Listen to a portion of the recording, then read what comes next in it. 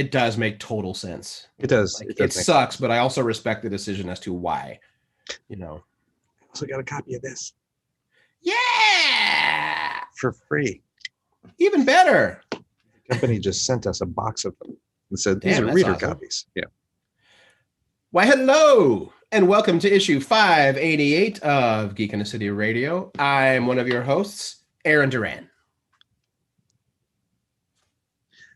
And I'm your other host, Cable Hashitani. What's shaking, Bean? Oh, nothing much, Aaron. Guys, how you doing? Hi. Hi, everyone. And this is the reason why Denise kills us. Yeah.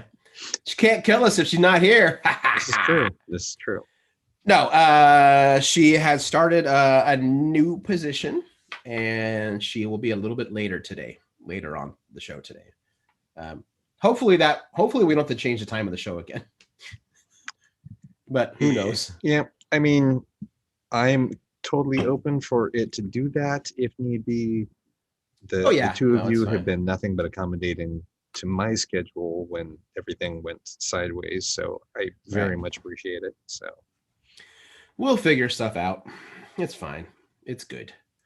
But yeah, before we fired it up here, Cable and I were talking about how it sucks that this season of Kim's Convenience currently airing in Canada, so I guess it's going to hit Netflix pretty soon. Season 5 is going to be the last season. The announcement came yesterday, I think.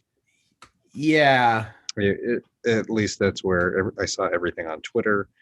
The two of the lead writers and showrunners of the show have taken on another project and we're planning on leaving.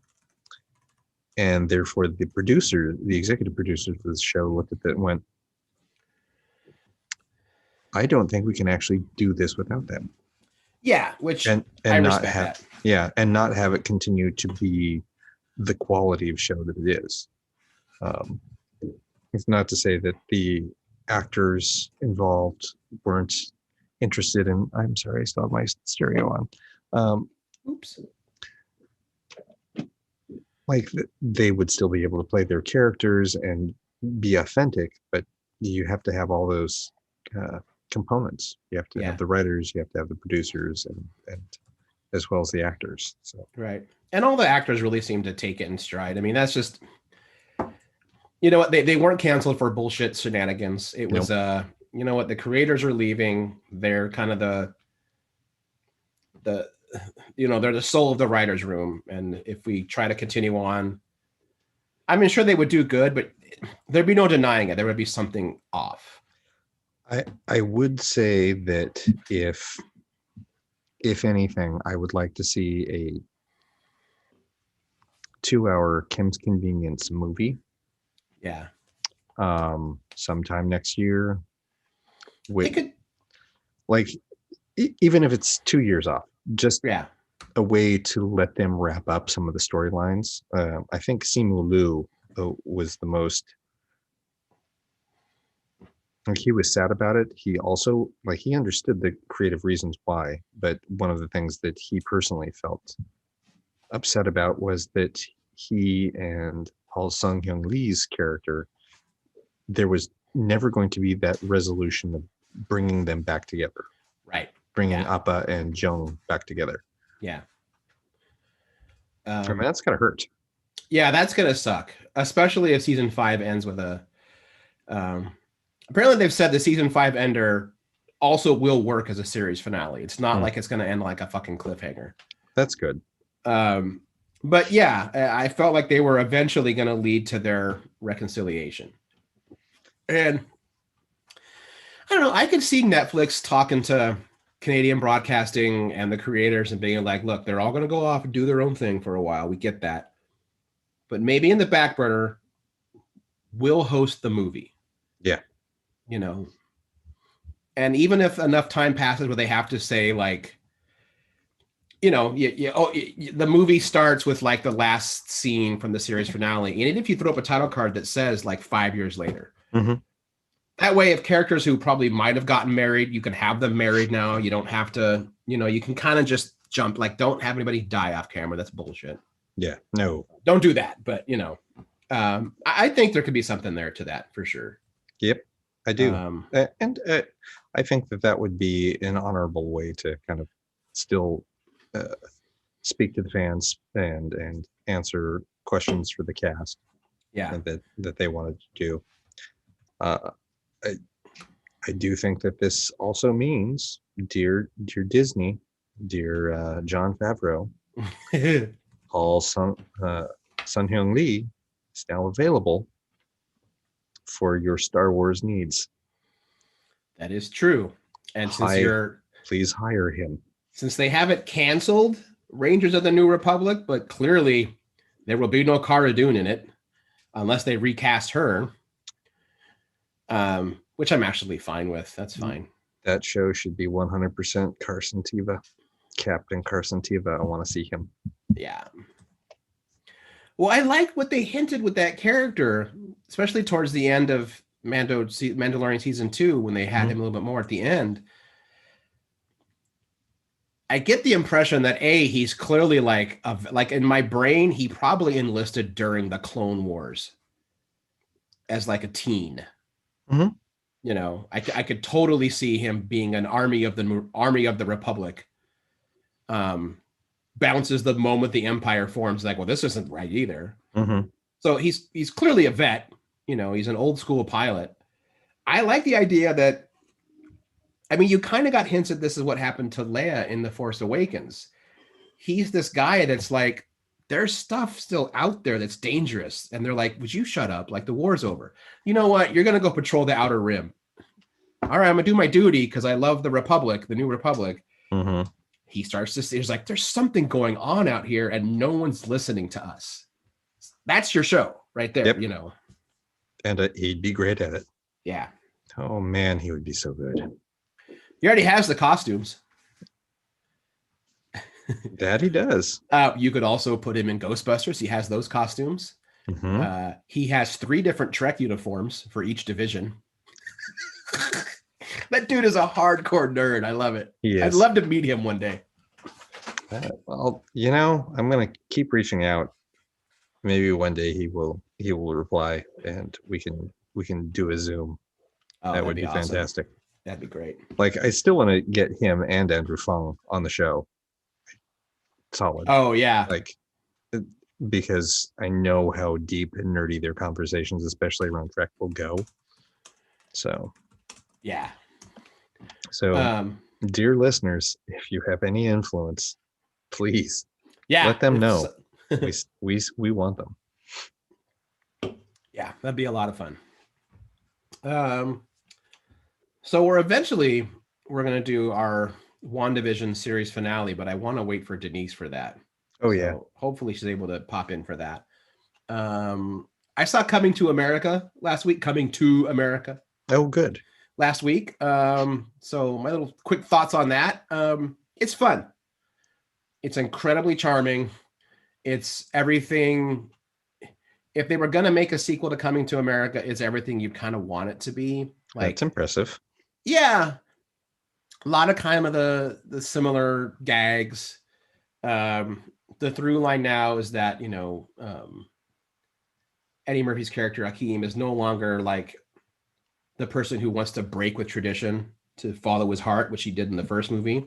Mm-hmm. He's kind of fallen into, he's like, now he's king now, and he's feeling the weight of decades of tradition being hoisted upon him. And he's like, I can't do it. Like, I can't, a king must do these things, because he needs to have the whole shtick, and it plays into the issues with patriarchal societies, is that a woman cannot lead Zamunda, and he's got 3 daughters.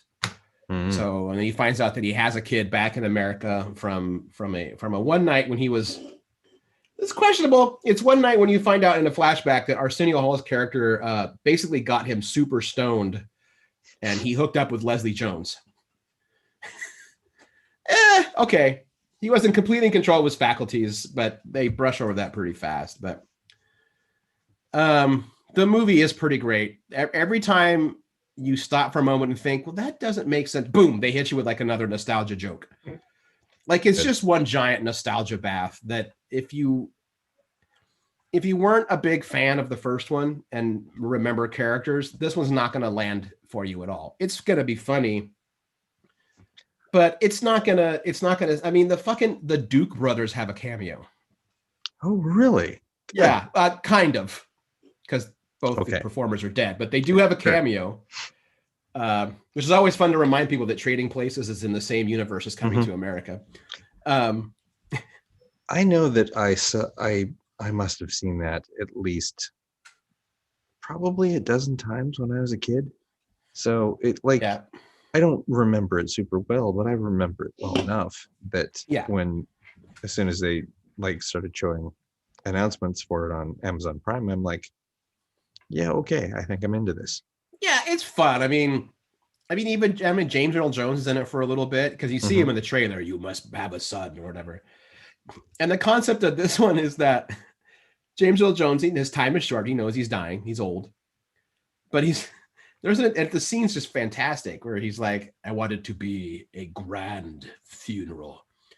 It's will, Father, I promise. He's like, and I want to be there for it. So we're doing it tomorrow. And like Morgan Freeman is the MC of King Akeem's funeral. Is he just playing like, Morgan Freeman? Yeah, he's like, in the beginning, there was nothing. And like, it's a whole, they do like a Lion King riff and everything. He's like, and then his greatness bore out. En Vogue. And fucking En Vogue comes out. What a king, what a king, what a mighty good king. Oh, it's so good. And then Salt and Pepper follows him out. It's like, yeah, the musical bits in it are amazing. I'm looking forward to it. Yeah, there's a part, I won't say what, they sing a Prince song. And not the Prince song you expect. And when it starts, you're like, what the fuck? And I just looked up the soundtrack. The entire performance there is on the soundtrack. Oh, good. Yeah, I don't want to know too much more. Yeah, but everyone's back. Everyone who is alive is back. Good. In the show. Yeah. Every character, all of them. Sexual Chocolate, all of them. Yeah, like I've seen a lot of these things in the trailer, so it's like these aren't too terribly surprising. Yeah. That there's the addition of Wesley Snipes. It's gonna be fun. Who does steal the show, and then you just try not to remember part of his past. You know, not the tax evasion part, the part where he hit Halle Berry so hard she only has like 30% hearing in one ear. I didn't know about that. Yeah, I had totally forgotten about it too, and I'm like, just loving every scene he's in because he's fantastic in it. I remember thinking, like, didn't he do something else that was really awful? And then it started popping up. I was like, oh yeah, right, that's it. Yeah. So if people choose not to see it for that reason, I totally respect that. I know, but fair. So yeah, any more of that kind of goes into deeper discussions, I guess. Of I'm hoping that next week we can talk a little bit about Raya and the Last Dragon 2. Yeah, I do want to see that. I don't know if I want to pay extra for it, but I have to. I already have. It's like, nope, here's my money. Like, yeah, I mean, I did it with Mulan, so I probably will do it for this because it looks amazing. I was actually having this conversation with a coworker today because I get the thing that makes me less hesitant to go, oh, gee, that's a lot of money for a movie, is I'm still trying to live within a bubble because of COVID. And I respect that this is a format where we can still get new media. So yeah, it's $30. That is more than I would spend on a movie ticket, popcorn and a drink. If I were going to the movie by myself. By yourself. It's comparable to what we would pay for two people. Mm-hmm. But when I see the other people, like, you think about who this is targeted at, it's Disney. It's immediately targeted at families. $30 for a brand new movie. for you and your family is a goddamn bargain for Yeah. a family of 4. Yeah. No, and when I Yeah. listened to when I listened to Fat Man Beyond, they were having this conversation around Mulan. Mm-hmm. And Mark Bernard's take is like, yeah, it's an extra $30. He's like, hey, we live in LA, so I can't even go to the movies by myself for $30 if I don't want if I just want to bring my own water. But his attitude was like, but you know what? When Mulan came up, he's like, we have all been stuck inside for 6 months. He's like, if you have children, they are driving you insane. You can't watch Frozen 2 anymore. Mm-mm. He's like, but you know what? Family of 4, drop $30. There's a new Disney movie your kids can watch and can leave you alone for a little while. And you know what? It also happens to be pretty damn good. And you get to see it. What is it? 3 to 6 months before they just make it available Yeah. on their service. I think it's 3 months, but yeah. Even that, like, then you get to be the cool kids that get to see it beforehand. Mhm. Yes, I'm aware that people are going to pirate it. Yes, I realize that this is still a broken system altogether, and there are other things that have to get fixed so that, you know. Yeah. But I also know that I am saying, by going, here is money for this thing, please make more of it. That's exactly what that says. Yeah.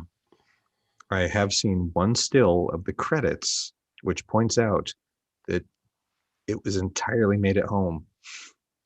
Yes. Yeah. All of the animators worked from home. So did the voice. Kelly Marie Tran, one of the videos, she talked about how like her neighbors must have thought that either she was having a nervous breakdown or it was being murdered almost daily. She's like, because they came into my house and they built me a recording studio, like a sound, like basically they took one of her closets and went, all right, we're padding it up. Here's where you're going to do your voice work. And yeah, she's like, every day I've got neighbors above me, neighbors below me, because she lives in an apartment building in LA. And she's like, every day I'm going like, ah! She's like, I'm screaming, I'm grunting because I get punched a lot and I do punching a lot and I cry and I scream and I yell. she's like, I feel like because she mentioned her, she's like, I feel like my boyfriend was always having to apologize. Like, it's a fight day. We're sorry. So yeah. Making a whole movie at home. That's crazy. Right? That is no small feat. Absolutely no small feat. No. And I'm like, they had me already at, okay, it's a fantasy movie based on Southeast Asian cultures. Cool. I'm in. As soon as it was, and it stars KMT and Aquafina, like, oh well, there's my money. There you go. Yeah. Done. I read a review of it. I forgot who the person was. They're a Chinese American film critic and writer. Mm-hmm. The first thing they said was, boy, was it great to see an Asian influence movie and no one brought up the word honor fucking once.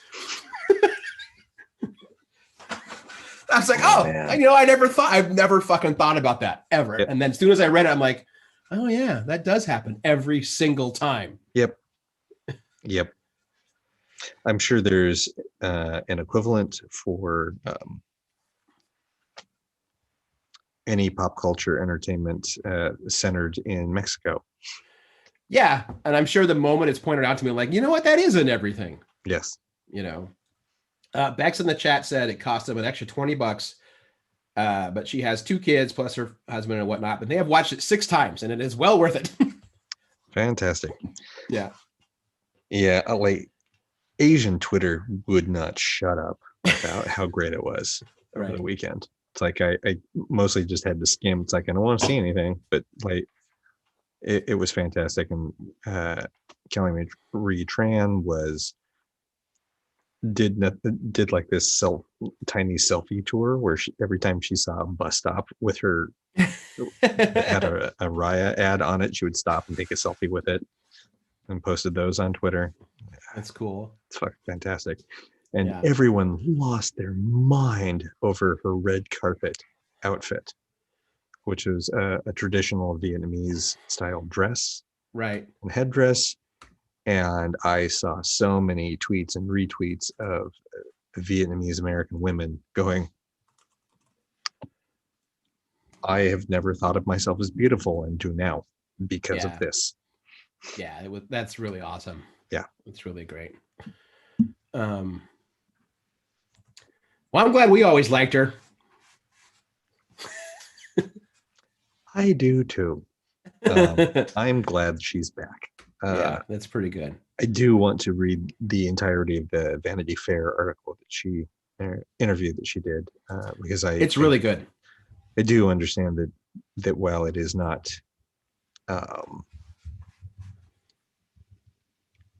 explicitly or overtly stated or officially stated, but that this is unofficially the first gay Disney princess. Yeah. Yeah, they're not really trying to hide from it at all. Wait, I'm sorry, I'm reading Bex's comment. There's no singing in this. No, there's not. Fascinating. All right, cool. Yeah. I'm not gonna miss that. It's not that I dislike the singing. I like singing in movies. I'm good with musicals, but that's good to know. Thank you. Yeah, every once in a while it's nice. Mm-hmm. I saw the official, like not the small ones, but like the 8-inch dolls they made for it. Mm-hmm. They have one of Kira, and then they have one of of Raya, and then I forget the dragon's name, but they basically have the Aquafina in human form figure. Mm-hmm. It's a cool looking figure. I almost bought it. I was like, that's just a cool looking figure. Like the Aquafina figure looks really fucking cool. Yeah. And that's like what, the first of like 80 movies Aquafina's in this year? Yes. She's in so many movies this year. What was it? I finally got around to watching Ocean's 8 a couple weeks back. Yeah. And it's like, I completely forgotten she was in that too. And it's like, she was nowhere on my radar. And then suddenly she was in everything. And every time I've watched a movie with her, it's like, yeah, she's awesome. Yeah. I think the first movie that I saw her in was Crazy Rich Asians. It's the first one I remember her seeing her in, yeah. Speaking of Ocean's 8, I was spoilers for anyone who hasn't seen Ocean's 8, but it's been out long enough. Mm-hmm. I was really hoping at the end when Sandra Bullock is in front of Danny Ocean's grave, basically, mm-hmm. where she's like, you better be in there, like sipping the martini. I really wanted him to round the corner and it would be like, really? Did you really think it would be that easy? And then boom, go to credits, because Ocean's 8 didn't do well enough, so I don't think it's going to happen. But I wanted to combine them all, mm-hmm. which would have been Ocean's 21. That would have been good. That would have been great. Come on. Also, that's a lot of actors for one movie, though. And to be fair, all of the people that were in both of those series of movies, or that entire series of movies, they have enough money and clout that if they want to produce it, they will. Yeah. Regardless of how any of them did in the theater. That's true. Although it would be hard to have an Ocean's movie without Bernie Mac. Mm. That would be rough. Enough said. It's been a while since I've watched the Ocean's 11, 12, and 13, right? Yeah, you can skip 12. I don't know that I've seen 13. I know I've seen 12 because they ran wild with the Julia Roberts joke. Yeah. 13's good. I actually like 13 the most. Because 13 is very self-aware, which is fun. Ocean's 13 feels like a movie like what you just said. They all got together one day and said, these are kind of fucking fun to do. Do you want to just do one? Like, all right. Mm-hmm. You want to get Pacino this time? Sure, why not? Is he available? He'll make himself available. He will. Yeah, it's pretty good. Yeah, I really enjoyed Ocean's 8. Mm-hmm. And it's annoying that I know the only reason it didn't do well in the box office is because it's all women. Yeah, and the other thing that hurt it's Ocean's 8, dumb. in terms of story for me. I don't know if this is what the original story always had in it, or if they're like, you know what, we need to have a dude with some kind of subplot. Was the entire story, the entire fucking plot with oh my god, what's his name? He's the talk show host that I just can't stand because he's actually an awful human being. Yeah, James Corden. James Corden, right? Not Rob Corden.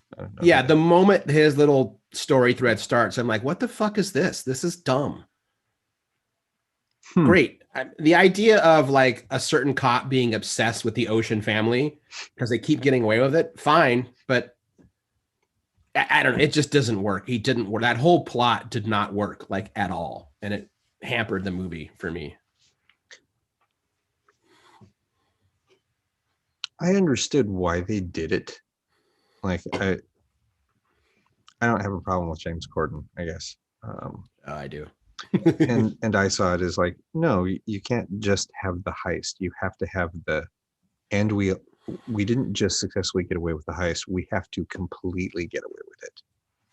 We also have to outsmart the cops.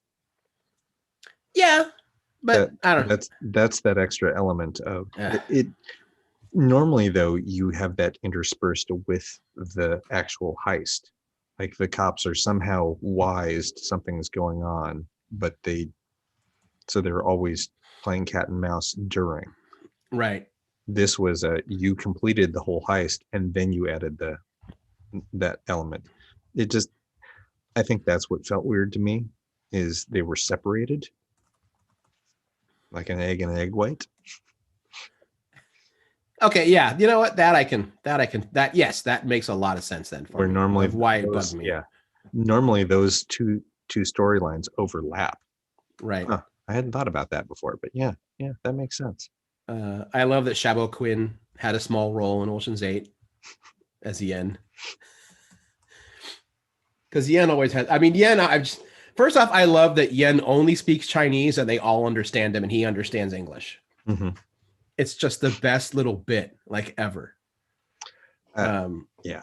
The admission that like the bullet train was CGI and they're like, you did it in front of all of China. And he's like, that was CGI. He's like, mm-hmm. That and when they're like, well, I guess we can't do it.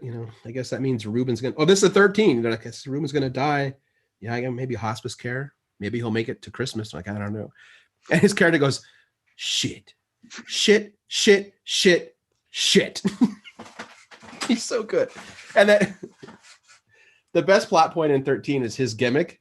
Is he's supposed to be a high roller from Shanghai? Mm-hmm. And what's her name?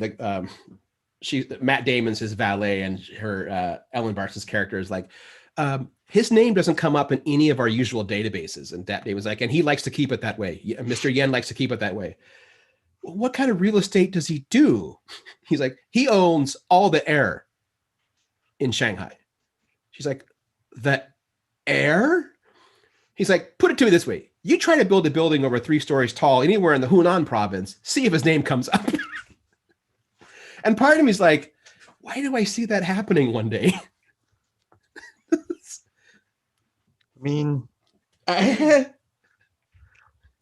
Like there is a certain amount of validity to that. Yeah. Or not validity, but I could see it plausibility. happening. Plausibility. Mm-hmm. Yeah. You're gonna run out of land, but you're not gonna, There's always the air up there. Mm-hmm. Man, how else do we kill time here? I don't know. Because I feel like the only thing we have left is WandaVision, and I'd feel really bad if we started with that. Yeah, I know. Any good jokes? I don't. I am excited in 2 weeks at least. Or no, it'll be next week. Next Friday will be the Falcon and the Winter Soldier.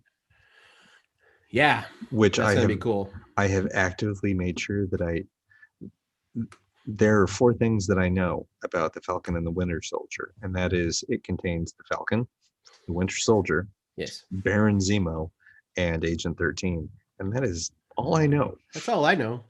Not only Baron Zemo with the mask, that fucking purple hood. Yep. That's good. And then, is it in May that Hulu's getting the MODOK show? I believe so. Oh my God. I totally forgot that show was happening and that Patton Oswalt was the voice of MODOK. I did too. Totally forgot. It's going to be great. Yeah. MODOK. Such a weird character. Someone, Bex was asking, did we watch Superman and Lois? I know I'm caught up. Are you caught up? Nah, I've only seen the pilot, so. Now I'll get to it. Norm has a suggestion too, so. Okay, let's go. Oh, what's your suggestion, Norm? Let us know, Norm. And yes, Sack, everyone has toilet paper. Yep, that's the only difference between this year and last year is. Oh yeah, that's it. We're still stuck indoor. Yeah, we have toilet paper. Yeah, we're fine. So. Yeah. Let's see. I will say this about Superman and Lois. It's definitely a show I really wanted in my lineup of CW DC superhero shows. It's so good. So good. Yeah, I'm gonna check it out. What's this? I'll catch up. Ooh, what do you say? If you want and or looking for an anime style show, the guys from Rooster Teeth made a show with great voice cast. It's called Genlock. Okay. Rooster Teeth. Why do I know Rooster Teeth? I don't remember, but I remember that name too. Oh yeah, voice cast: David Tennant, Dakota Fanning, Macy Williams, Gray Haddock. Let's see if there's more there. Okay. David Tennant. Oh, Aisha Kate Dillon. I love them. They're amazing. I've been pulled into another Star Trek game where we were TOS era, and we were encouraged to base our characters on any known celebrities now. So I am playing in Orion Doctor, and they are based on Asia Kate Dillon. So that'll be fun. Michael B. Jordan. Michael B. Jordan's in it too? Mm-hmm. Maisie Williams. How come I'm not seeing Michael B. Jordan on the cast? That's weird. Where are you looking? IMDb. Me too. That's fucking weird. Yeah, maybe I'll check it out. Let's see. Sherry Belafonte. Nice. I did watch the anime Pacific Rim on Netflix. I watched a little bit of it. Mm-hmm. It's not hooking me. It's a Pacific Rim Black. Is that what it's called? Yeah. I'm just convinced you can't do that without Guillermo del Toro because I haven't liked any of them except the first one. I've only seen the first one. I still haven't seen the second one. I like it a lot. Yeah. Cocaine Bear. I don't know. Did you see this, Aaron? No. Elizabeth Banks is apparently directing some movie called Cocaine Bear based on a real story. I saw Ben Dewey tweet this or retweet this. He's like, this isn't real. This can't be real. Yeah. I'm going to be really disappointed if this is not real. It is. Yeah. He died after eating, I think it was like $15 million worth of cocaine. Okay. Yeah, no, I would rather they make a movie out of I think it was the great kokanee robbery in Canada. So I think it happened in the 80s. Mm-hmm. So an entire trailer, semi-trailer full of kokanee got stolen. Someone jacked the thing. And it was it was the biggest crime in that area of Canada. Mm-hmm. Oh no, someone took the kokanee. I think it was either kokanee or Labatt's Blue. I don't remember which one it was. Oh, that or Moosehead. It seems 100% that it was kokanee. Yeah. So it was every time I read it, I'm like, this is a fucking Coen Brothers movie. So they couldn't catch him at first. They didn't know where they went, and they eventually Like they found the only way they started to catch the people who stole it is that they found like a bear that was drunk because the bear had apparently attacked some of the people while they were unloading it. So they were finding this drunk bear. So they follow the tracks back and they see a bunch of busted whatever, kokanee or whatever. Yeah, this drunk bear is what ends up blowing the case wide open so that the Mounties can catch the people that stole the beer, eh? Yeah, that's a Coen Brothers film waiting to happen. Yeah. I mean, they'll probably throw someone in a wood chipper, but, you know, gotta have a wood chipper. I mean, not all of the movies they've done had wood chippers. I know. Just the one. I think. Just the one, Just right? the one, yeah. Okay. It's got to have John Goodman, though. Oh, it has to. Yeah. Without There's a lot of random beer crime in Canada. I mean, it's Canada. Yeah. So there's a lot of beer.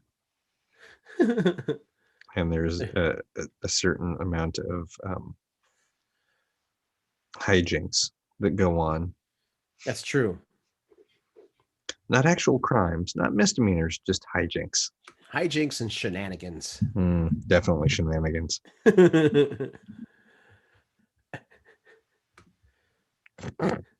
Now I'm just looking at random like beer thefts in Canada, and they're all hilarious. Nearly 20,000 cases of beer stolen with pepperoni and jerky in Quebec. The goods were then sold for $500,000 Canadian. Of course, it's in Quebec. Trucks were later found empty in Montreal. Police allege that thieves had approached businesses to sell their loot. You don't say. You could do an entire series on Canadian beer theft. Oh, that's a fine how do you do. There's so many of them. East Coast trucker sentenced. This might be the one. The Moosehead beer, bound for Mexico. Look at that's a fucking title in itself. The Moosehead beer, bound for Mexico. That is the title. Is Moosehead popular in Mexico? Why would they be? Why?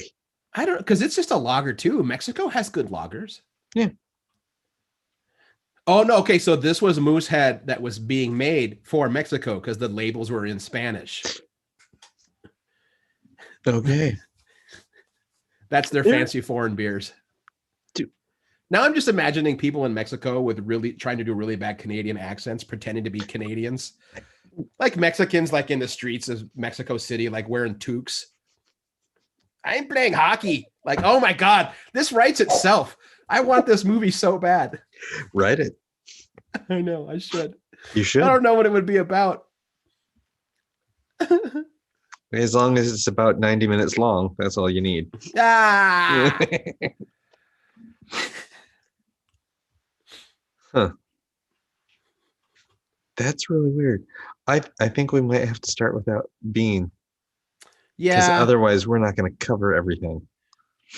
Or do we? Well, we can't wait till next week because we have a really fun guest that I want to have a lot of time on next week. Yeah, we're going to need the time. Mm-hmm. Because that's going to be fantastic. Yeah.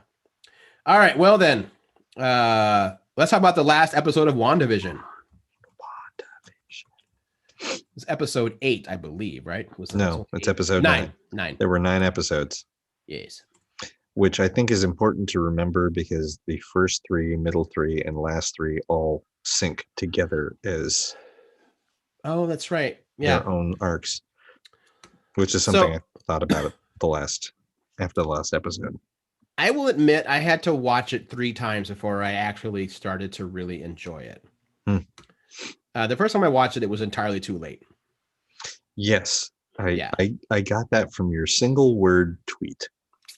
Yeah, I was like, meh. So I watched it again the next day and I was like, okay. I don't know what, I mean, I loved the emotional content. That stuck it for me. Just something about the writing like left me flat. And I'd like it. I liked it, but I don't know. There were things that bothered me. And it wasn't that like any of our weird, like, what if it's this didn't come true? Like, that's fine. Whatever. Sure. Which has been one of the things that has upset most people who viewed this. It's like my fan theory that I spent 6 weeks on didn't come through. It's like, Right. Well, they're not supposed okay, to. yeah. Yeah. I really enjoyed kind of the how its final take on the issue of grief and tragedy and how you don't necessarily always move past it, but you are able to move on. I think it is very important that they depicted Wanda going through all 5 stages of grief and ending at acceptance. Mm-hmm. Yeah. The line when Vision says that, like, since you've said goodbye to me before, it stands to reason we will say hello again. Mm-hmm. Like, really, Elizabeth Olsen and Paul Bettany just gave like stunning performances in character studies with their work. They were fantastic. Some of my bummers, I mean, I kind of wish a big part of the climactic elements didn't end in like kind of a CGI fight between Scarlet Witch and Agnes. I'm like, okay, like, But at I the same, guess. but that's also that's part and parcel for what the Marvel universe is. No, I know, and I shouldn't realize that they were not gonna do that because it's still in the Marvel universe. There's gonna be a showdown. While I know we're getting more Agnes in the future, that's clearly we are. Why would you not? Like, Yeah, Catherine Hahn was fantastic as Agnes / Agatha. She just chewed up every scene she was in. Yeah, no. I'm trying to say this doesn't sound like I'm complaining about it. I was hoping for a little bit more why she was doing it. Why? Who was doing what? Why Agnes was doing what she was doing. I think the simple answer is she seeks power. And she does. Yeah, sorry. But not.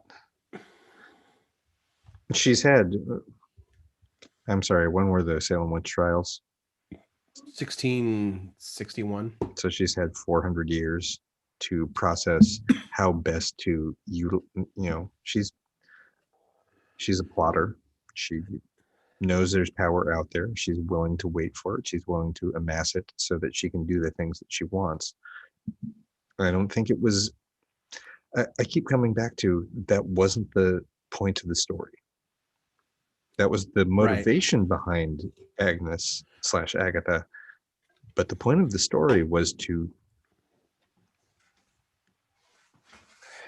show a woman deal with grief. At the core, that is what Vision was about Wanda Maximoff processing her grief. Right. Yeah, no, I get all that. I felt like they hinted a few times at Agnes's reasoning behind it, and then they would kind of ignore it. That whole line when Wanda is fully realized, and Agnes has that line of like, you have no idea what you've unleashed. Mm-hmm. I felt like there was a stronger thread toward like, yeah, she's a bad guy, whatever. But that also part of her is like, if someone doesn't get that chaos magic under control, no one's going to survive what's coming. And she's not going to be the one to do it. I can. Right.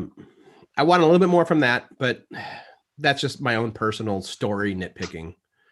I was initially annoyed that Monica, Jimmy, and Darcy just kind of fucking vanished. Mm-hmm. I found out one of the reasons why, and now I'm way more forgiving about it. So they filmed basically episode 1 through 7 before COVID lockdowns. 8 and 9, that's why actors are that's why there's a lot of like solo shots. They had to like completely readjust how to film. Oh, that's fascinating. They had partly had storyboard and shot an entire scene in the basement with Monica, Darcy, and Jimmy getting the dark hold. And that Senior Scratches was her familiar and was a fucking demon. and they're like, we shot it, but then everything went to shit. Couldn't do any posts, couldn't do anything. So that's why you see them go to the basement and then nothing until the very end. That's it. Like they're like they were a victim of a pandemic that just threw that all out the window. Interesting. Yeah. So now I'm like, okay, I'm not gonna call out shitty writing then. That's just bad fucking timing of the world encroaching on your story. So so yeah, that made me kind of chill out a little bit more. In that case, I think they managed to put together a strong finish. Oh yeah. With one hand tied behind their back. That's exactly. That's not nothing to sneeze at. Yeah. Not super related to the story itself, but as Keelan told me, he loves how Black Twitter will take on something. And Black Twitter decided that since the Vision is vibranium, he is African. And they took that whole thing where he's telling the ship of Theseus to White Vision. They're doing the whole thing like, my brother, they have taken the color from you. Let me pass my memories on to you. So people are like photoshopping Vision and like a dashiki and like go to Black Twitter and look up all the Vision stuff. It's fucking gold. Right. It's magical. I will have to look that up. Yeah, because all Asian Twitter talks about is Jimmy Woo. Shocking. Yeah. Shocking. Yeah. Yeah, no, the stuff with Vision is pretty damn great. Did I mention that last week? About the fact that that whole comment from director Asshole when he was talking to Wanda and saying, you can't take, it's like, I'm not going to let you walk out of here with $2 billion worth of vibranium. It's not yours. It's like, it's not yours either. All vibranium belongs to Wakanda. So like Black Twitter has a point. Yeah. Except for the shield. That's what we talked about. Yep.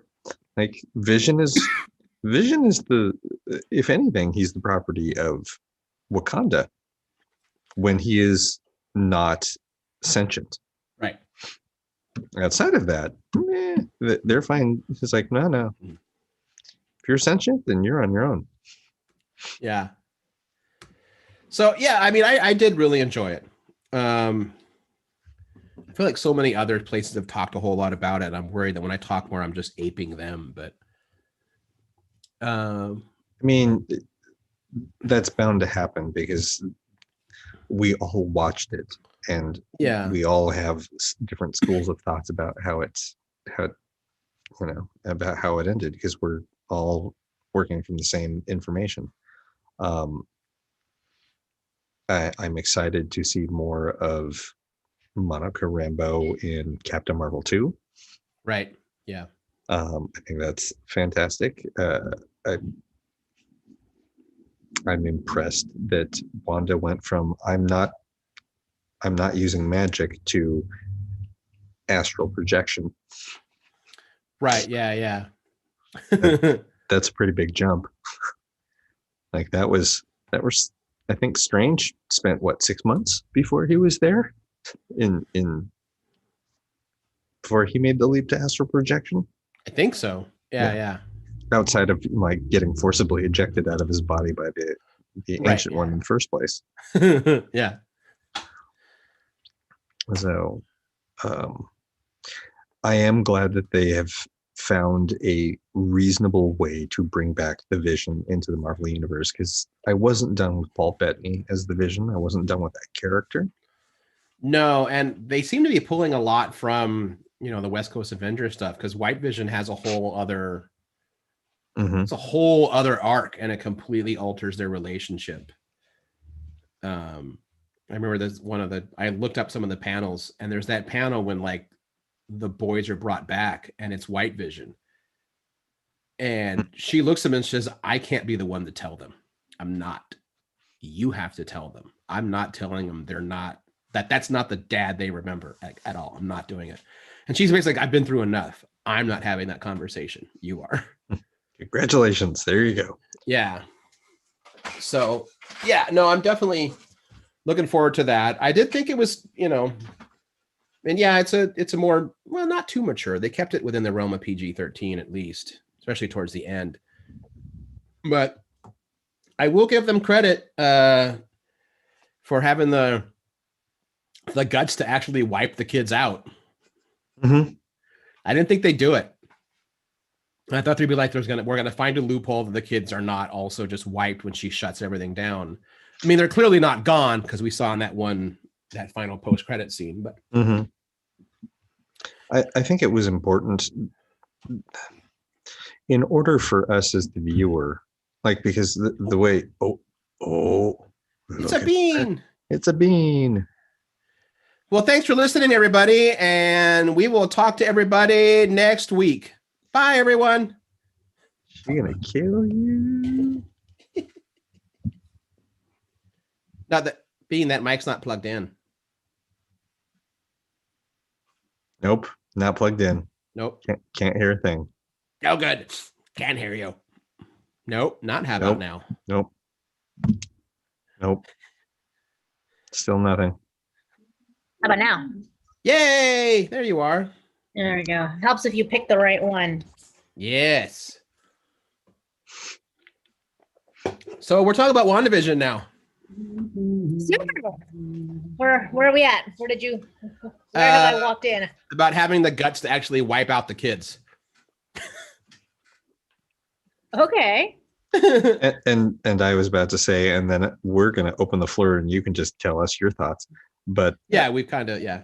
I think it was important as the story that they had to show the viewers that there were consequences that Wanda had to her actions. And that is, she had to lose her husband and her 2 kids, because clearly to the rest of the town, she just left Westview without any consequences. And Sorry, no I ruined all of your lives. Bye. Yeah. And Yeah. she accepted the fact that it's like, yeah, I know I did. It's like, I did not do right by this town. They're all free now. And I should have more consequences to face. It's not going to be right now, and it's not going to be by any of you. So bye. Right. Yes. Well, so the killing off of the kids and Vision, for that matter, is a little bit of a Tuvix situation. They're not technically real. So are you actually killing off are you killing off a character? Debatable. Yes. Yes, because chaos magic actually creates life. Mm-hmm. Okay, cool. I didn't know that. And then I did think it was interesting that Monica, at that very end there at the center of town, Monica tells Wanda, like, they'll never know what you sacrificed for them. I'm like, that is one way of looking at it, but that's a very Wanda-centric perspective. The other way of looking at that is, you put these people through hell for, let's say, give or take 2 weeks. Mm-hmm. Not intentionally, but you did. And you also did nothing by way of verbal or actionable reparations for that. Mm-hmm. I think that spoke very much to the fact that if she were in her position, Monica Rambeau would have done the exact same thing that Wanda did. That was my read on that, is like the same. That's where Monica kept coming from, was a place of, if we're going to fix this, we need Wanda. If Wanda's to blame, then she's the only one that can fix this. Right. And she recognized in her, it's like, she lost someone and was blipped, and we've been back for 2 weeks. There's been no grieving. Right. Mm-hmm. So Definitely. It's a very pragmatic and like honest about your emotions way of looking at this whole thing, is to, to point out, what you did was shitty. And anyone can look at one and say that was shitty. Mhm. But I think it takes a bit more honesty to also say, but I would have done the same thing, even though I know how much it hurt, how many people. Mhm. That's grief. That's loss, and it's deep, and people would do anything to avoid it or undo it if they could. Yeah. Um, Agreed. yeah. I also, I don't know if this is just me and like some sort of like weird feminist, nouveau perspective, but I really thought that, tying up the show with Wanda having to sort of say goodbye to her whole family and this perfect life that she had, even if it was unintentionally, she made that for herself. She created this haven of an idyllic life, and now she's just gonna just kiss it all goodbye. And that spoke to me from a woman's perspective of people who for whatever reason never have a partner for life or never have children even though they wanted them. And I think for Wanda, where she is right now, she's probably in a place where like if there's no vision, there's no future with a family for her. Right? When you're that torn up about losing somebody, you can't imagine having another life that doesn't involve them. Mm-hmm. And so when she's in that space and now she's giving up her vision and her children, it's I don't know, it just really it to me it felt like this underlying theme about, the things that women sacrifice in their lives. Mhm. I don't know if anyone else picked up on that though. No, I think that's a very good read. Yeah. No. Yeah. I think the more that any of the conversation gets away from the fact that it's centered on a woman dealing with grief, then we lose sight of what the show is actually about. Like, it's Definitely. great that it has all the other Marvel stuff in it that is fun to talk about, but it is ultimately about Wanda and her grief. Mhm. And being that it more and more people, especially more and more women who were watching the show and being, oh, I didn't think this was a relatable character before. Clearly I was wrong. Especially I think when it got to the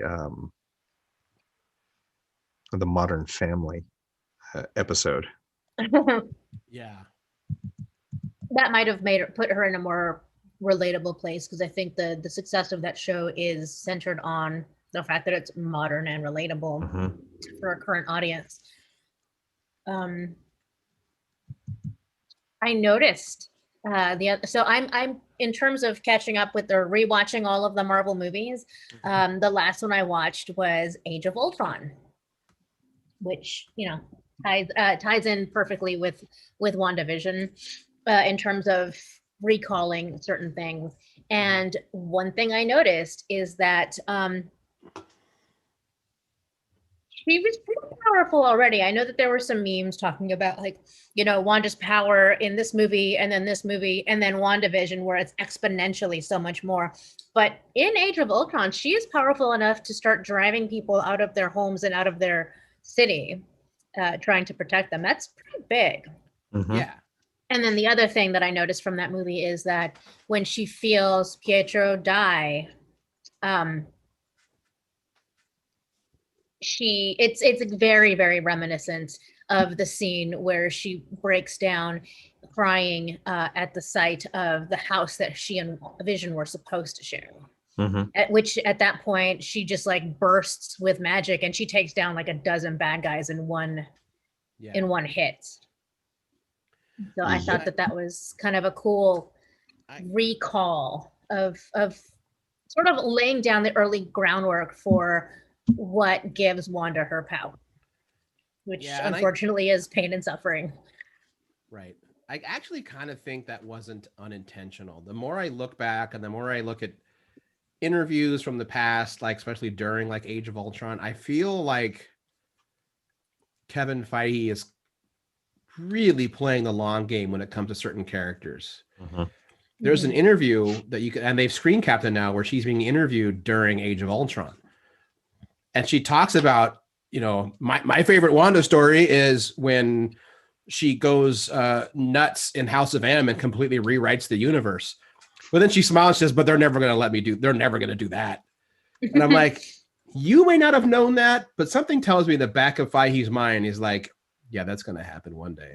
So because then you see her power in Infinity War and Endgame. I mean, that's why Thanos like basically tells his entire ship to shoot at him. Mhm. Because if you don't stop her, he's like, I can't beat her. She will rip me to shreds. So fire, but you're meant fucking fire. Yeah. I also can't wait until the inevitable. That final scene when she's in her full kind of Scarlet Witch outfit. I could actually hear cosplayers running to their craft rooms and ordering fabric and preparing for that costume, because that costume is righteous looking. Yes, it is. I follow a bunch of cosplayers on Twitter. I have a channel just for cosplayers, and one of them already has. She, like 3 days after the season finale, she had built a Right. fairly screen accurate version of that costume. I'm like, Jesus. Those people, man. It's impressive. Whereas I kind of want to dress like Agnes. Kind of like that outfit. Yeah, and it is really tough to decide which of those aesthetics is more appealing. Flowy cloth and black, so that's gonna be me. Plus that wicked makeup. Scarlet Witch doesn't really do a lot of makeup. I'm mostly trying to figure out which era human vision do I want to dress more like. Oh my god, did you guys talk about Vashon? Oh, I brought it up with Black Twitter and Vashon. Yeah. Yes. Oh, is that what they call him? That's hilarious. Yeah, Vashon. Brother Vashon. You put any guy in any attractive man in a black turtleneck, and I guess Black Twitter is gonna do what Black Twitter is gonna do. Yeah. Well, and plus, since he's made of vibranium, he is African. That was the other decision they had made. He's Wakandan. That's Wakandan. True. He's Wakandan. Yeah. I hadn't even thought about that. Yeah, it was pretty great. At his core processing unit, he's Wakandan.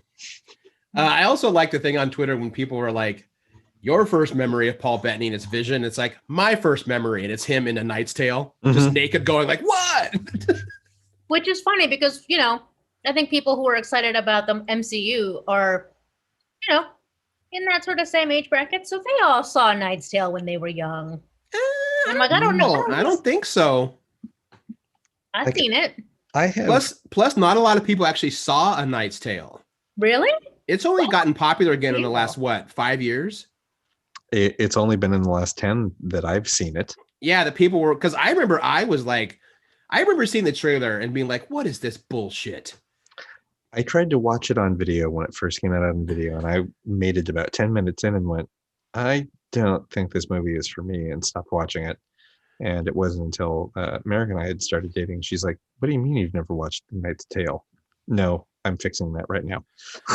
Yeah, I think it was years later, and I'm hanging out with like Becca one day, and I was like, did you ever watch A Knight's Tale?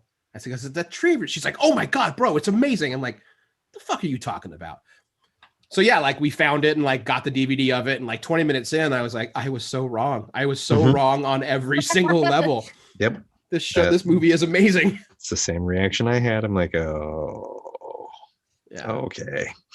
I'm not going to say it was one of the first movies, but I think it was a pretty good early example of period films that that were anachronistic with their music, which has always been like a really fun thing for me. Yeah. I like what Sack says. I could expect Agatha Harkness to feature prominently in Portland's burlesque scene. Yeah, that's gonna happen. I'd watch that. Yeah. Oh, I would throw dollars at that. Well, I mean, not throw them. There's not a lot of throwing money in burlesque in my experience, but no, not really. Maybe. No? Is that all the burlesque shows I've ever been to? There's a classy little basket that goes around, so it's like a cross between strip club and church. Just how I like it. You're welcome. Oh man, I want to buy a church now to open a strip club in it. No, a burlesque show. Yeah. And comic book shop. You have to get one with an annex then in that way. Yeah, I know. Yeah, that officially made it very Portland. Good job. Good job. Thank you. And a brewery attached. Mm-hmm. 3 B's. Well, it's already a bar, so boobs, books, and beer. Yep. Well, we have a title. Merrick had pointed out to me that apparently the week after the episode aired, where they did the reveal on Agatha, it ended up on the Billboard Top 100 charts, much to Catherine Hahn's surprise. Yeah. She's like, "What do you mean it?" The song? Yeah, she ended up on the Billboard 100. She's like, "I don't understand what you're talking about. I'm not a singer." And it's like, "No, but you sang this." Yeah, you know what? Neither is Mick Jagger. And some other artist incorporated it into a mix, and that, like, it got people's attention. Yeah. That song is great. I love that song. Even without the remixes. I just love that Addams Family Munster, mainly the Munsters vibe. Yeah. Actually, the day that episode aired and after I watched it, I actually pulled up the theme song, and I didn't play them on top of each other, but I played them back to back, and I was like, God damn, this is like someone might come after you for this. Probably not. Like, given how much they were paying attention to these details, it was, hey, we would like to do this. This is what we're thinking about doing. And they went, go for it. Yeah, it's fine.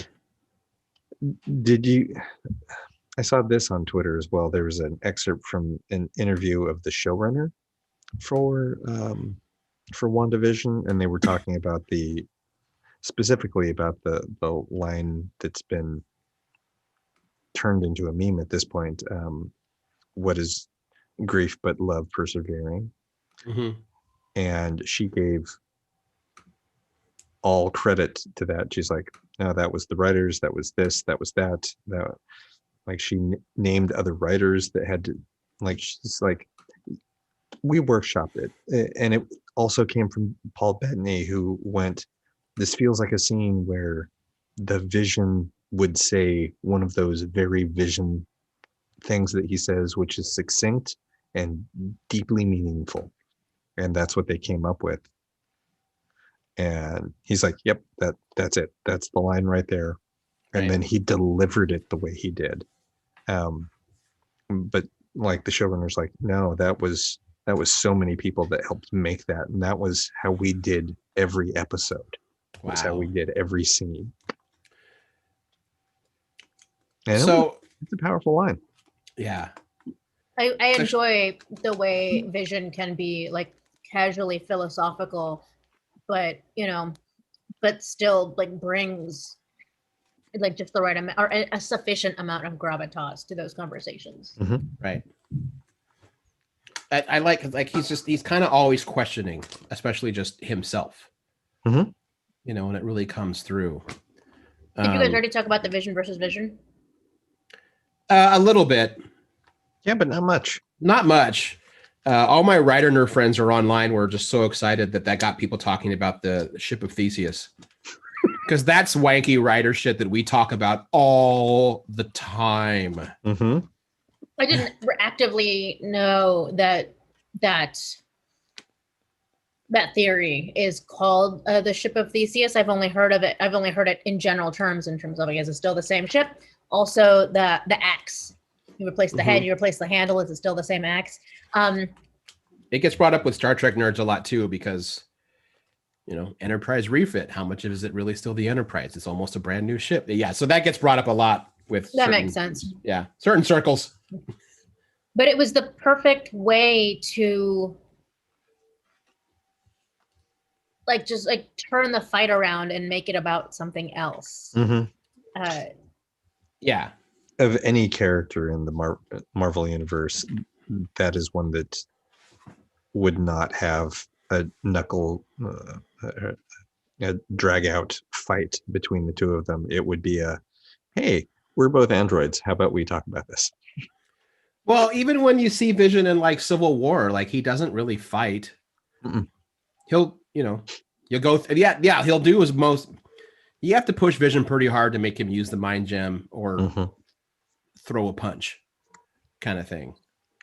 Well, the other thing too is it really wouldn't have mattered, it didn't matter in this situation because they're in a physical sense, they were very, very evenly matched. And so you see them fighting back and forth, but no one is ever really gaining the upper hand. That was never going to get them anywhere. Mhm. No, it was always going to come down to a philosophical battle. And neither of them were going to tire because Right. they're androids. Yeah. I hadn't even thought about that. Yeah, no, it's pretty great. What do you guys think? I know that you and I talked a few days ago, and I was kind of like, I don't think I really liked it. I've now watched it 3 times, and I definitely enjoy it now. I still have a few issues with it, but I think it just took me longer to unpack it. I wasn't able to just immediately be like, oh my God, it took me a few viewings to really unpack my thoughts on it. So That's fair. What I would say is that, like, from an objective, like, non-invested point of view, it very much ties up, it wraps up like any other Marvel Cinematic Universe product, which is why I'd sort of written these movies off a couple years ago. I'm like, they're sort of always the same formula. You know how it's going to start, the middle, the end, and they're always going to finish it off by giving you a few minutes of setting up the next thing. And it definitely did that. It was a very neatly wrapped up package, just like any other Marvel movie.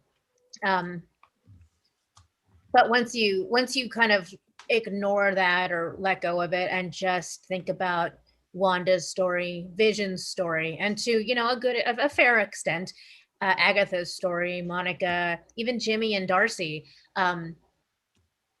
it's a beautiful story. It's got a really important message that I don't think any comic book film has ever touched on. And I to your point, I think that also says that regardless or even within the formulaic superhero movie, you can still find new ways to tell that story. You can still find new, as long as you focus on the fact that it's not just about superheroes, it's about whatever it is that you want to talk about. And in this case, it was grief. Right. And processing grief. And I think there's been one other Marvel movie that's bucked that trend. In fact, there was an interview with the director, same director on all 9 episodes. It had one director. They treated it like one giant movie. And he mentioned that it's nice to kind of buck the trend. And someone had mentioned, the other Marvel movie that did that and no one ever seems to like is Iron Man 3. And he said, that's one of my favorite Marvel movies ever. Iron Man 3 definitely bucks that trend. Yeah, it does. It's interesting because we watched that recently. I'd never seen it. Christian was like, nah, I was never really that into it. It's his favorite Iron Man now. It's my favorite one. Yeah, it's mine as well. It's a Shane Black too, so it has. And it's Shane Black, so it's got that. Yeah, but that's Tony with PTSD that they finally acknowledge it, and Pepper saves the day. It's not Tony, Yeah. I would argue even if it is the same plot as The Incredibles. I had a little bit of a hard time with how they portrayed and how his PTSD developed and manifested. I didn't find it particularly realistic, but you can't deny the fact that that was the story and they told it as best as they could. Whether I relate to it or not, other people with PTSD could find it very relatable, and it's there. It's representation that is not typically done and very rarely done well. Yeah. I think it also shares the same thing with WandaVision, that fans get mired down in the details and are offended when it's like, oh, this thing that I thought it was going to be is not really what it was going to be, and now I'm mad at this movie. It's like, well, then you're not paying attention to the movie. It's like you spent way too much time expecting Ben Kingsley to be a character that he really wasn't. And you're pissed that you didn't see that coming. God, he's Like, I good in didn't see. that. It's like I didn't see it coming, and I thought that was great. It's like I didn't see it coming, and I thought that was great. It's like, oh, that is a fantastic reveal. That's So fantastic. good. Yeah. Just that scene when he's just drunk on beer. Um, And he's like, I'm the Mandarin. Oh my God. Ben Kingsley fucking killed in that movie. mhm. That was hilarious. That might have been like the best part of that movie is just that whole psych out. Mhm. And I love that Shang-Chi benefits from that, Right. because now they get to use the real Mandarin to replace a completely racist Chinese stereotype with a Marvel villain and have him be the father of Shang-Chi. Right. Yeah. It's going to be great. Ain't got my Fing Fang Foom yet. Maybe someday. I was gonna say oh balls. Oh, did I lose it? Oh balls. That article that I mentioned last week, I think that's what they were trying to say is like people, Marvel, DC fans, longtime fans get so caught up in the Easter eggs and the tie-ins and what does it mean? Like, does the fact that this actor came in mean that there's going to be a multiverse now? And if you focus on those things too much, you miss the real message that the real story that we're trying to tell here. Right. There's a part of that sometimes I like that works against me as a fan. Your Because- expectations? Yes, because then I get surprised in ways I'm not expecting, and then I enjoy it even more. One of the more recent ones, Captain Marvel, did that. I have known the Skrulls as supervillains or a villain race for Mhm. decades, and to have them be brought to us as, oh no, they're um, an They're endangered. refugees. Yeah, they're refugees Yeah. and an endangered species due to a fascist government that absorbs whatever planet they take over. It's like, It's just that's gonna end up being the Kree, right? yeah, I'm like, I was not expecting that at all, and that's great. It's like I get a completely different view on the Skrulls and what they are now. It means anytime if they want to do Secret Invasion, I can't say that the Skrulls are going to be the villains, Which 'cause they I don't are. know. They are doing it They are, but as it's a like, series. Yeah. how? I don't know.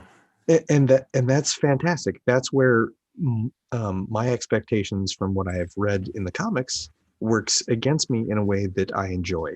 Yeah. It's like, great. I was expecting this one thing because it's been that way for 40 years, and you did something different. Cool. Right. And I think you have to start taking that. Like, I've gotten fooled by lots of comic book movies because of my expectations. I'm like, neat. Yeah. I didn't see that coming. I also found out that the audience was real. They actually had people show up as an audience that wasn't CGI. It wasn't just cast members and crew. They made sure that the sitcom ones had an Mhm. actual audience. Oh, the live studio audience Mm-hmm. from the early episodes. Yeah. And the audience, so the set for the audience was designed after the same audience set as the Dick Van Dyke Show. So the director, and I heard this and I screamed in a jealous rage as they were getting into pre-production. The director, Kevin Feige, had a meeting with him. So they got Kevin Feige, the director, the two kind of main show writers, the producer and the writer, and Dick Van Dyke. And they had dinner at Club 33 to discuss how they would make this look appropriate for being early 50s TV sitcoms. Which sounds like the most amazing dinner that would ever have happened. But they were all blown away when they found out from Dick Van Dyke that apparently when you watch that show was always shot in one take. They shot it like it was a play. What? Dick Van Dyke, he said only once in a while, if they like really flubbed a line, would they go back and shoot the line when no one was around. But every episode of the Dick Van Dyke Show is shot live in one take. Holy fuck, that's incredible. Yeah. Well, I mean, they would shift cameras, but still, yep. They shot every episode of Dick Van Dyke was basically a 30-minute play. I have no idea what to do with that information. How much time did they get to rehearse each episode? Probably a week. How long did they have the scripts for? A week? This is gonna break my brain. When I did that radio drama, this is nowhere near the level of like the Dick Van Dyke Show, and the actors didn't have to really memorize their lines. But we did that fucking weekly. Yes, we did. Yeah. I would write the scripts Sunday to Tuesday. They went out to the cast and crew on Wednesday. We would maybe do a rehearsal on Thursday, and the show was live on Saturdays. I do remember that if we were all available. I thought we did those Sunday nights. Then Sunday nights? Okay. Yeah, that's true. We did, yeah. Yeah, because I think that was the whole point, it was a Sunday night. Oh, that's right. You would gather around the radio and listen to this live. I'm still so proud of that, but that still almost fucking broke me. I know it did, but that was one of the greatest things that you have done. Oh, thank you. Hopefully something. And someday, I'm still very, very proud to have been a part of it and honored that you even asked. Thanks. Oh, you played an asshole. I played lots of characters. In AZ, you were an asshole. The last character I played. Oh my God.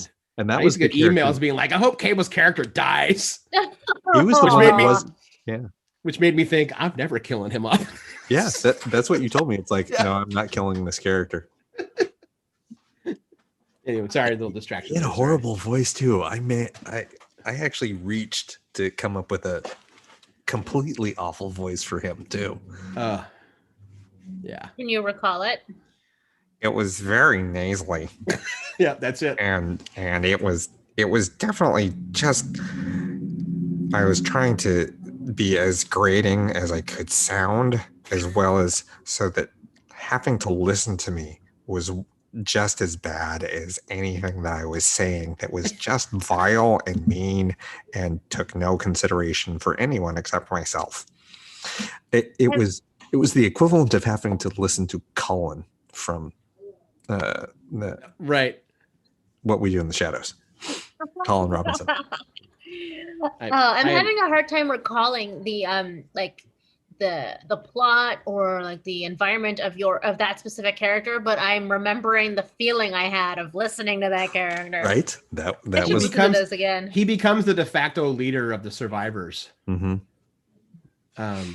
I was just glad that I didn't keep that creepy Reverend character that I wrote alive, because he was painful to do the voice for. Yeah, you had a hard time doing his voice or maintaining that. Yeah. He's not easy to do because he's based on the voice of the pastor from Poltergeist 2, but I made a decision to only speak during the inhale of breath, not exhale. Mm-hmm. Oh. Yeah. It creates a creepy ass voice, but it's very hard to do. I think my other favorite guy was the red shirt man. Oh, that's right.